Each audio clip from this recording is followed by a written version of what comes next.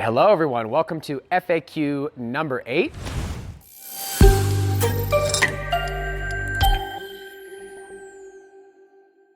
I am going to go over several questions today that we've pulled from the 10 by 10 series, and like in every video, I just appreciate you coming in here, asking the questions. It keeps the whole thing going. So I'm just going to jump in and get started.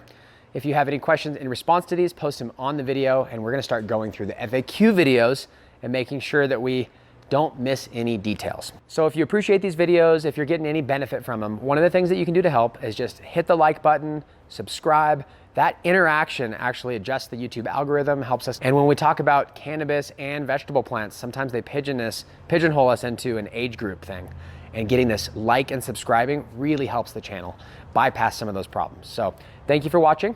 Let's jump into the first question right now. Justin says, some people have different variations in drying and curing. I hope to see your technique in detail. Great video as always. Thank you so much. He put a little shotgun there. So as far as the drying and curing, this is a pretty simple conversation. There's a lot of nuance to it, but I'm very specific about how I like to dry and cure. And I could go into great detail about it now, but over at the BuildASoil way, which we never fully dialed in like I want because busy season got away from us. However, we will be going back and finishing it. There's already a pretty good video on our drying and curing method where I just explain it to the camera. I'm hoping that when I pull down this 10 by 10 crop, we can actually show you, but there's some challenges there. I may end up just drying and curing it here. I haven't really finalized that thought, but either way, I promise to go over it in detail. There's not a lot of visual involved in it. Essentially, I try and chop the whole plant, hang the plant for as long as I can under the ideal temperature and humidity. So instead of me skipping it, I'm gonna tell you in a nutshell how I like to dry and cure, and I will give you more detail as we go deeper down the 10 by 10 series. Essentially, when I was first taught, you wanna just dry it, right? And then from there, you wanted to jar it up. And I always thought that the whole rush was to get it into the jar at the right moisture level, and then it would cure. And it would cure for months or something in this jar. And at some magical date, you'd open it and it would have 10 times the odor and it would be twice as potent as when you put it in there. And I got led to believe that curing was like this magic process you had to get right if you wanted to be a good grower. And then when I started growing a lot, I realized that slow drying almost finishes the cure on its own. And it's more about not rushing the process. And typically when you're out and you're trying to grow for a head stash, or if you got bills to pay and you're flipping it, you usually just get it dry and out. And so you don't experience all the benefits. And so since BuildASoil started, I've just been growing for myself. And so I've had years of times where I could really slow this down. I had plenty of herb and I really wanted to do it right. And I borrowed from other people, lots of great people. Jay Plant Speaker, go follow his tech out. I follow it almost identically, except for he does a lot more attention to detail. 60% humidity, 16 days of dry time, slowly drying at 60 degrees. And so when you know that 60% humidity, it makes sense. You're like, well, in the jar, it's 58 to 61%. That does make sense to keep it at that ideal, finally cured humidity the entire time. And so then the only game is when you put full wet plants into a drying room, like I use a grow tent, it's too wet. So you have to exhaust a little bit of air, keep some airflow to keep it at 60. And then a few days in, that starts to shift where it might be too dry. So you have to close up vents and keep the humidity in there, but keep the airflow going. If you just purchased a room that was exactly 60 degrees and had an HVAC system and keep it 60% humidity, you wouldn't have to do anything. Throw it in the room, you could literally leave it hanging in there, never going to the jar, because it's in the exact perfect environment. It's like a walk-in humidor. Here in Colorado, if I just hang branches or if I pop nugs off into the little drying racks, one day it's dry, maybe 2 days, and it loses all of your volatile terps. Unless you're growing like Gorilla Glue, there's like no odor left. So the whole goal in Colorado is to slow it down. So we take whole plant, flip the whole plant. And if we're fighting humidity, sometimes we'll leave a lot of leaf material on there just to keep the moisture around it, keeping it up to 60%. You might live somewhere where it's 60% humidity as is. You need to break it down into individual branches so that you don't have too much moisture. You might need a dehumidifier. Instead of getting in that nuances, if you can, get as close as you can to this, 60 degrees, 60% humidity for 16 days. That hits all the high points. Now here's my thought about that. Let's say you can't get to 60 degrees and it's 70 degrees. Fine, who cares? 70 is great, 60 is better. Humidity wise, if you're above 60, problem, could get bud rot. If you're below 60, too far, it dries too fast. So the goal would be to be 58, 59%, not 65% if you're gonna be near the numbers. So Temperature, not quite as big of a problem, but if it gets too hot and too humid, you're growing mold. If it's super cold, you might be able to go a little above 60 without it being a problem. So be aware of the numbers, because the 60%, 60 degrees is like an ideal target. If you're not able to hit ideal, make sure you're erring on the side of caution that's proper. Too cold is better than too hot, too dry is better than too wet.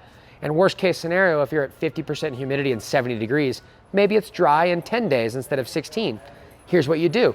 9 days in, when you know it's getting a little too crispy, you take it from a whole plant down to single branches, fit them in tubs, put the lids on. Now you've taken something that was spread out, regrouped what little moisture's left into a small compartment, and slowed down those last 2 days into 5 or 6 more days. To do that right, you want to double check humidity so you don't gain too much, and there's some romance to it, right? But we'll be addressing it.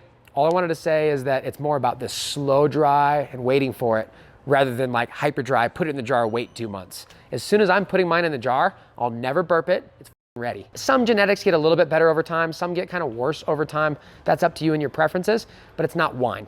I'm not gonna like put a jar away for 5 years and say it's better. So hope that helps. Let's go on to the next question. I could talk about curing and drying all day. If you're in your last 2 weeks, are you going to add a UVA and UVB light to increase THC potential? No. I may look in the future at driving the edges, right? So adding CO2, looking at UVA and UVB. To make sure that they made a difference, to translate that information to our customers, I want to make sure I had a good bench line. And I'm running mixed seed varieties. I don't have a really scientific method. I'm going to be bringing in a cutting from mom that we keep next time. And so it'll be a little bit more comparable to have cuttings in there that are all the same. And as we get a benchmark, maybe, I usually get bored and I want to change genetics. But if we get a benchmark, maybe I'll throw some UVA, UVB in there and see if we notice a difference. A lot of times I just look at like white papers. I wait until other people, those early adopters, have really proven it, and then I'll throw the technology in there. From my limited experience working with those strip lights that have added different far reds and talk about adding UV lights, I've not really seen the juices worth the squeeze yet, but I do believe there's potential there. Another thing is I do think that in the last 2 weeks, it takes a little bit longer than that to increase a fully healthy trichome. So trying to add something right at the very end, I don't know if it would increase the THC percentage. And I'm also of the belief that THC percentage is the last thing I care about. So when I go to the liquor store, I'm looking for a beer that I like, a wine that I like, but the percentage of alcohol is like, I don't care. Every genetic, I mean, as long as it's above 15%, normally they're good. Something that's 30% and it doesn't have the flavor profile, I would rather have 15% that tastes good and smoke 2 bowls. A lot of that's nuance, but I'm not going to add UVA to get like more THC. If there's something that I could add more flavor, better quality, of course, I want to look into it. Dax says, would really love a deep dive on heavy metals and soil. How much it really matters for your health, how to avoid, etc., especially for people that can't do soil tests.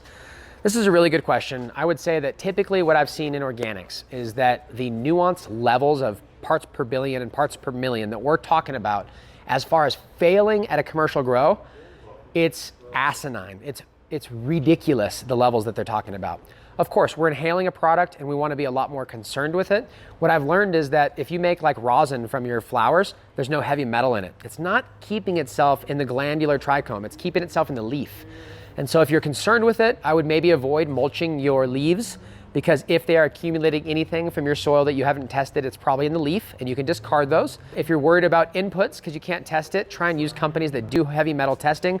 We don't have the ability to test every single SKU all the time. So part of the challenge with organics is it's fluctuating. So if I test right now and then I test the next batch that comes in, they could be different. So what we do is get a baseline and we have an understanding. So for instance, it's probably a lot more likely that your mined phosphorus would have a heavy metal issue versus your oyster shell. Knowing where sources might lie is a great consideration. Anything that has phosphorus in it, I would look at, but at the rate that we apply them and use them and put them into other products, at the rate that those are used, it's almost a non-issue. And so to bring it back to the fact that the cannabis levels that are failing are ridiculous because it's a new standard. What I mean by that is if you look up like A+ compost or soil around the world for food production, or if you look at heavy metals for baby food, things where it's been a high concern, the levels are typically not as restrictive and they're typically more intelligent. So one of the things that we learned about arsenic, in fact, you can go look up a blog post, it's a little bit old now, but BuildASoil heavy metals. You can find that blog post where we share a lot of data about our products we tested here. We're doing additional testing on all our products as we go forward. But in there I mentioned a few different things about heavy metals. And one of the things we noticed is that I think it was arsenic.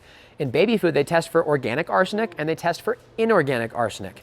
When I buy kelp meal, it's sold as an animal feed, like racehorse owners use these premium kelp meals to feed to them. They also test for inorganic versus organic. And the reason why is it's the non-organic arsenic that can be very toxic. But the organic kind is non-toxic in the levels that we're talking about. So when you test the kelp meal, let's say it's 20 parts per million arsenic. Well, Thorvin has told us that it's 19.5, the biggest percentage of that, like 99% of it is organic.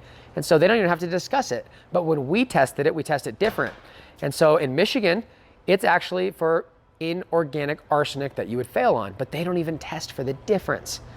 And I was mind blown when I found that out. Good news is most of the time they redid the test, it was like a non-issue. A lot of times there was testing problems.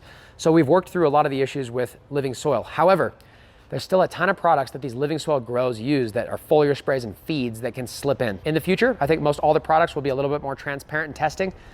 As I mentioned, even us who care about heavy metals have so many products, it's hard to keep up with it and it's expensive. 2 thoughts, don't worry so much about it as long as you're looking at pretty clean sources and you're dealing with pretty good companies. I mentioned soil levels. You can look at normal arsenic levels, cadmium levels in soil all over the world, and our potting soil is significantly less than any of those. And so when you know that normal soil around the world has a normal level of these heavy metals and that they're actually helpful, without certain amounts of these heavy metals, we have major health problems. So of course, too much is a major problem, but we can't not have them. So instead of being scared of them, understanding it and understanding that the soil that we've grown our food in forever, that we've grown our wheat in forever, has had these heavy metals in them, and that they don't always accumulate, and that if we're not heavily feeding these phosphorus fertilizers, we probably won't have an issue. That might give you some comfort. But if you're a dispensary or a grow up owner, the laws aren't changing tomorrow. And so you've got to test all the inputs. Even if you buy products from us, if you got millions on the line, I would say do your own testing and make sure that we're in constant communication. What I've seen at typical grows is some outside input that they didn't really expect cause the problem. And it's usually a tea or a feed that's a little bit more often and heavy, that's more water soluble. And so it's forcing the plant to uptake it. I'm sure over the next 10 years, we're gonna see a lot more. We'll continue to talk about it. I wish I had better answers for the home grower about how to test on their own. However, I will say, the reason I fell in love with organics and no-till is it protects you from these things by the fact that your soil you keep around. And so if you're using clean inputs and you're growing over and over again and you're not adding dirty inputs back into it, it should stay very clean. And the biology and the whole system should bypass and limit the uptake. Another recommendation that I don't have a guarantee on is we carry a product called Montana Grow Silica. They've had some early on testing that shows that it may inhibit the uptake of lead, cadmium, and arsenic. And when you look at, there's a lot of research papers that say silica in heavy amounts blocks the uptake of some of these. And silica is good for a number of reasons. It's a great rock dust material. So maybe consider using Montana Grow Silica in your soil to help block uptake, and also be a little bit leery about some of your heavier phosphorus sources, and I think you'll be good. When our new platform comes out for BuildASoil over the next 12 months, we will be enrolling an area for compliance officers of grows as well as home customers to see heavy metals on every single product. Current relevant tests on every single product that you can download, but my ambitions are ahead of reality right now, and I don't have that for every product. So I think the main part of this message was don't worry about it too much. Be aware, but don't freak out. A lot of these conversations are, like I said, at a higher level where there's money on the line and the rules are politically restrictive, and it seems a little bit weird. Next question. Craig says, when is the ideal time or times to add blue corn water in a cannabis garden? So if you didn't follow along and you don't know what his question is, blue corn water is SST, sprouted seed tea is what SST means. And so the whole goal is to take a seed and germinate it. Right when the tail of the seed pops out, we grind that seed up and steal its precious enzymes that are the creation of life. Enzymes are the building blocks for some of the most powerful biological components. They're very special. And they also relate to the breakdown of nutrients. And so when we want our soil to be cycling these nutrients, we have organic matter, it's not nutrient salts. So in hydro, you have nutrients that are ready for the plant to use. In soil, you have amendments and compost and materials that the biology breaks down, making those nutrient salts so the plant can use it. And there's a relationship there. So when we're looking at blue corn, what we're trying to do, let's just take blue corn out, any SST. We're trying to take enzymes that allow that nutrient cycling to occur. And when enzymes are present, one of the things it does is it lowers the energy required for a job to take place. So if your soil and your plants were mining nutrients and breaking their back to do it, spending lots of energy to do it, we could give them an SST and the enzymes would lower the energy required to access those nutrients. It's like, oh, I don't have to work so hard. That's a relief. And when you're making your plants work really hard, your light's intense, your CO2's pumped, like everything's pumping, these sprouted seed teas will give you faster nutrient cycling. Downside is if you cycle through all your nutrients, you may not be as balanced. So when you start using sprouted seed teas, I like to use them in conjunction with top dressings, things like that. So I'm kind of adding some food, releasing it with a sprouted seed tea. Or towards the end of flower, when you want to just not flush, but like give it that push. You get these enzymes pushed, you get the processing of nutrients picked up a little bit. And so the best answer is sprouted seed teas are great all the time. There's not like a time in flower where you're gonna punch it and do better. It's more about nutrient cycling and the tricks with organics. Like in hydro, bam, water-soluble nutrients ready for the plant. You can grow a huge plant in a little container as long as you know chemistry. With soil, we do bigger amounts of soil and then we use tricks like fulvic acid, sprouted seed tea, enzymes, anything that lowers the energy required for the biology in the plants to do its job. Those are the secret hacks. So instead of worrying about buying bigger lights and pushing harder, we can lower the amount of effort it takes to do the same work. And so there was even some postulations from Coot when he learned about these sprouted seed teas that using them religiously could actually shorten your flower time by 7 to 10 days and still keep all that quality because the processes happen faster. I keep everything just as long or grow it even longer, and I don't shorten my flowering time because I use enzymes, but I'm trying to share the whole story with you so that you can experiment with this stuff on your own. The other thing you'll notice about living soil is although timing might be important, we're not in this hydro paradigm where it's like we need nitrogen, then we need potassium, then we need phosphorus, then potassium, and that's how you fatten, finish, ripen. It's more like, hey, just give it everything it needs, let's be a good steward and let it go. But being a good steward is also making it easier for your plants to do their job. Sprouted seed teas fit the bill for that. You can do it anytime you want. So hope that helps answer your question. Dirty Roots says, you start talking about the 4 plants and the 4 different types of soil. I believe it was quadrant 3. Yep, those are the 10-gallon containers. There's 1 cubic foot of soil each, and they're all 4 recipes that are popular here. And how the one in the back, although it was initially overwatered, is becoming your favorite. I know you also said you don't like to stress out your plants, but I wonder if this might be due in part to the fact that stressing the plants to a degree causes a greater expression of terpenes and flavor, which at this stage would be noticed by smell and feel. I know it has been said that many of these plants perform better when under less than ideal conditions. Do you think this is possible, or do you think it simply is correlation and not causation? I think in this case it's correlation. I think that there is maybe a little bit of cause there, right? And there's to greater elaborate this, because it was slightly smaller and then it came back, now it has less plant and more soil. So the soil to plant relationship is more like a bigger bed, where the other plants that were on an even keel the whole way got a lot bigger versus the size of soil. The challenge with this one is it's unique to all the others. It's not just a level up, it's different. The colors are different, the leaf structure is different, the calyx structure is different. I just think this is a shining star, and that's what I'm looking for, is the outlier, the better one. Now, if I were to put all of those clones in the same environment and run them again, I think that if I stressed one of them, there might be a chance that I could get some slightly better terpene by having a little bit of stress, and there's arguments about how to elicit that. One of the ideas for a while was to take jasminic acid and introduce it into your flower room, because the wild sage, when it's crunched, produces jasminic, methyl jasminate, I think, but that in the air affects the trichomes on the tobacco plant, tomato plant. So we know that these influences are chemicals that plants and animals use to communicate with each other.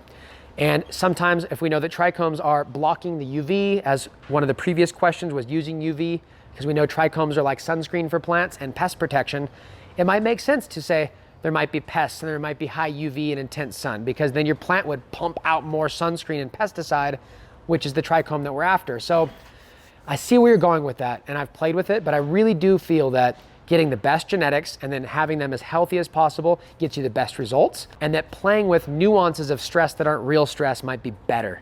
And so like the jasminic acid was one where you're playing in what would happen if another plant was stressed and communicating with our plant, versus going and releasing mites because it might make one bud better, right? Because they're getting bit and they're causing in that action. So to answer your question, I see what you're saying. I do believe there's a place for a little bit of eustress, we'll call it, instead of distress, right? Some positive stress for your plants to maybe alter the outcome. But I don't have enough data to suggest that under or over watering and then getting it back on track is actually a good thing to do. I think that is just a correlation, not a causation. And I also think that you'll hear things like, this is crazy, but you'll find people that'll tell you to stick a pencil through your stalk to stress it out. You'll find people that'll tell you to spray stuff on it or actually underwater it or do things that stress your plant so you get better results.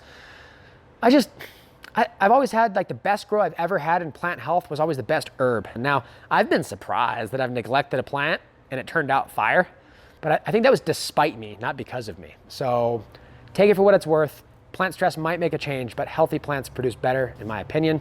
Maybe if we took some old landrace and stressed it a little, it might help, but these genetics have been like driven to do what we want for a long time. They've been selected for their preferences for a while, and in my opinion, those preferences are there. You baby them, you give them everything they need, and they really take care of you. This plant takes care of people that take care of them. I hope that answers your question. If you have more questions, more specifics about this, drop them in. I love talking about it, but you'll see I have lots of facts floating around in my mind because I've investigated this for myself. And this is what happens. It's like any hobby. We all go down these same rabbit holes. We all start researching things because we care. We want to know about all these nuances. And I think you're going to find similar answers that I found. So those of you that have actually stressed your plant and seen an increase or a benefit in quality, let me know. Let me know. Last one, Gabe 4224 God. So Gabe says, love your videos, man. I love those sandals. Show us the worm bin. Well, I got the worm bin here. I love my sandals too. Not a lot of people may like them, but if you grew up in California where I did, in San Clemente, there's a little sandal company. They're called Rainbow Sandals. They make the best sandals in the world. I got married in them. I grew up every day wearing them. I wear them every day in Colorado. They're the most comfortable. They're my favorite. I'm in and out of the garden, the house, and so I can just slip them on, slip them off. If you haven't checked out Rainbow Sandals, do yourself a favor, go buy some online right now. And instead of selling some sandals, I'm gonna show you the worm bin. Let's take a peek in here. Oh, nice. So I haven't been feeding it as actively late. We're doing experiments in here all the time, but you can see there's just worms like crazy right here. And we'll just scoop in here. You can see all the finished castings. And a lot of times what I'll do is I'll just scoop in here and you can take worms with you, castings with you, top dress a bed. You get a lot of the benefits from it. You get a couple gnats in here and rove beetles, and you get this whole ecosystem that's going, so you will get some of the predators growing in here. The only challenge with this style is it's not flow through, so you have to dig it out and screen it if you want pure castings. I'm not worried about that. We just recycle waste in here and then pull some castings back out occasionally. If a customer walks in and they are worried about finding worms and don't want to order them, I'll just scoop a handful out of here and send them home with them, and it's better than them never starting, and their worms will turn into thousands of worms over time if they actually take care of them. So it's pretty fun to have a worm bin. You mentioned that you wanted to see it, so I figured I'd show you. Let's break in just a little bit deeper. Wow, it's really getting finished in here. This is a 20 gallon. It's grassroots. I just have it in a tray. I put a lid on top like this. Main reason is the worms don't like the light, so they'll just retreat underneath the soil. If you want them working all the way up in the top, you put a little lid on there or block the light and they'll go right up to the top. We just sprinkle like cannabis leaves, vegetables. I have like an open bag of kashi or something that I just don't want to use the last of, or it tore, I'll dump it in here. And they just process it, and it works great. This has been here, I think, for the last year. We've had several different worm bins here. If you were to get yours set up at home, it would be better to buy a couple pounds of worms, set it up with bedding, and you'd be just churning right away. For most people, though, they just never get around to it. So if you just invest in something like this, throw a handful of worms, put some of your old potting soil in there, and just start putting food scraps, you can have a lot of worms in a shorter period of time than you'd think. But here's the next caveat. You can actually set up a worm bin just like this, and just feed it nothing but phosphorus and have like a bloom booster worm casting that you make on your own, and the worms actually chelate it and process it for you. So owning your own worm bin can be really fun, and I encourage you to look at it. Okay, well that's it for FAQ number 8. I think we covered some really good questions today. I love it when you guys ask them. We're able to do these a little bit more frequently than the regular videos. There's not much to document. The 10x10's crushing. We like to get in there once or twice a week. And so all these questions gives us a little bit more interaction with you. And to keep it going, I'll remind you, if you just jump in there and hit the like, hit the subscribe, it really helps the algorithm, helps more people see these questions. We hope to just keep better and better and better. So thanks again, and I'll see you on the next one.